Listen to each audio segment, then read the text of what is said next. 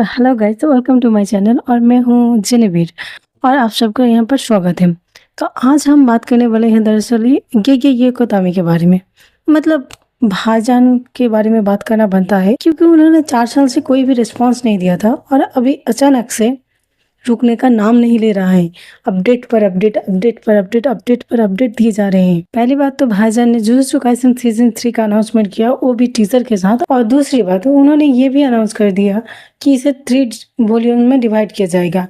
उसके साथ साथ जो फर्स्ट वॉल्यूम होगी वो एक मूवी होगी जो कि आ रही है 7 नवंबर 2025 को, और इसकी सेकंड वॉल्यूम जो है वो लॉन्च होगी जनवरी 2026। और उसके साथ साथ उसकी जो थर्ड वॉल्यूम है वो भी 2026 में ही लॉन्च होगी। वो अलग बात है कि महीने का अभी तक अनाउंसमेंट नहीं हुआ है। और इस टीजर में बहुत ही बेहतरीन तरीके से यूजी के साथ ही यूटा के फाइट को दिखाए गए हैं, और इतनी बेहतरीन कि तुमने तो गोजो का फर्स्ट लुक को नोटिस ही नहीं किया होगा, है ना? नहीं किया होगा ना? तो चलो मैं दिखाती हूँ। ये है गोजो का फर्स्ट लुक सीजन 3 में।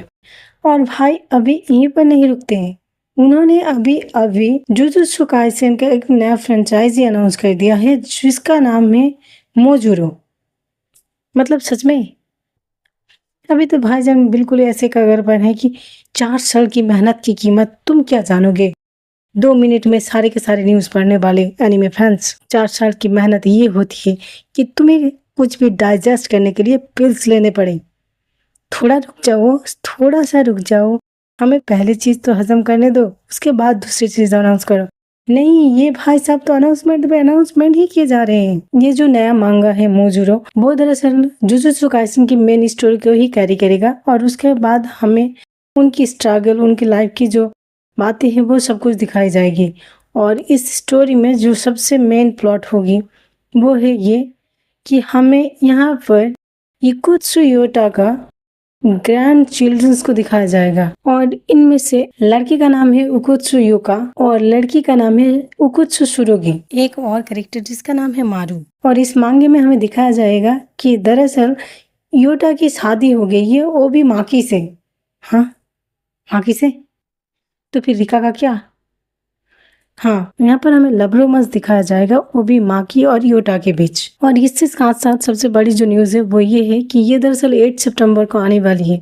8 सितंबर 2025, दिस वीक, मतलब इसी हफ्ते में। और माकी और योटा के रोमांस देखने के लिए फैंस बहुत ही ज्यादा इस पर क्रेजी हो जा रहे हैं। योटा और माकी के बीच रोमांस सुनने के बाद मुझे जो चीज सबसे ज्यादा परेशान कर रही है वो ये है कि अगर आपने जुजुत्सु काइसेन 0 देखा होगा तो उसमें आपको पता ही होगा कि हमें जो दिखाया गया था, जो स्टोरी दिखाया गया था, उसमें जो सबसे पहली चीज हमें बताई गई थी वो थी रिका के बारे में, जिसे हमसे इंट्रोड्यूस किया जाता है योटा की गर्लफ्रेंड के हिसाब से। और हमें एक बहुत ही अच्छी लव बॉन्डिंग दिखाई जाती है उन दोनों के बीच। तो ये जो न्यू मोजीरो अनाउंस हुआ है जहाँ पर युटा के साथ माकी की लव स्टोरी दिखाई जाएगी, वो मुझे उतना अच्छा नहीं लगा सुन के, क्योंकि अगर आपने जुजुत्सु काइसेन 0 देखा है तो आपने देखा ही होगा कि वहाँ पर जो युटा और माकी की रिलेशन है वो बहुत ही अच्छी तरीके से एक फ्रेंडशिप की तरह दिखाई गई है, जो कि एक दूसरे को समझते हैं। और जुजुत्सु काइसेन 0 में जो सबसे ज्यादा चीज हाईलाइट की गई है वो है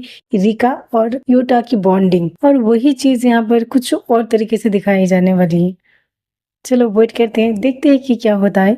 पर उससे पहले आपको ये बता दूं कि दरअसल रिका को सिर्फ उसकी गर्लफ्रेंड की तरह से नहीं दिखाया गया है। रिका दरअसल उसमें बहुत ही ज्यादा एक अहम भूमिका निभाती है उसके पावर के अंदर, जहाँ पर योटा का जो ब्लड लाइन है वो बहुत ही ज्यादा पावरफुल था और इसके बारे में उसको कुछ भी नहीं पता था। तो दरअसल रिका यूटा के पावर को अपने अंदर प्रिजर्व करके रखती थी एज ए कंटेनर। और उनकी जो लव बॉन्डिंग को दिखाई गई है, ये सब कुछ देखने के बाद मुझे ये बात थोड़ी सी तो अजीब लगी है कि माकी और यूटा के बीच लव रोमांस होगा। ये मेरा पर्सनल ओपिनियन है और आप कमेंट सेक्शन में बताओ कि आपको क्या लगता है। थैंक्स फॉर वॉचिंग, सब्सक्राइब कर लो और अपने दोस्तों के साथ भी शेयर कर दो जिन लोगों ने ये सब कुछ चीजें मिस कर दी है। Thank you.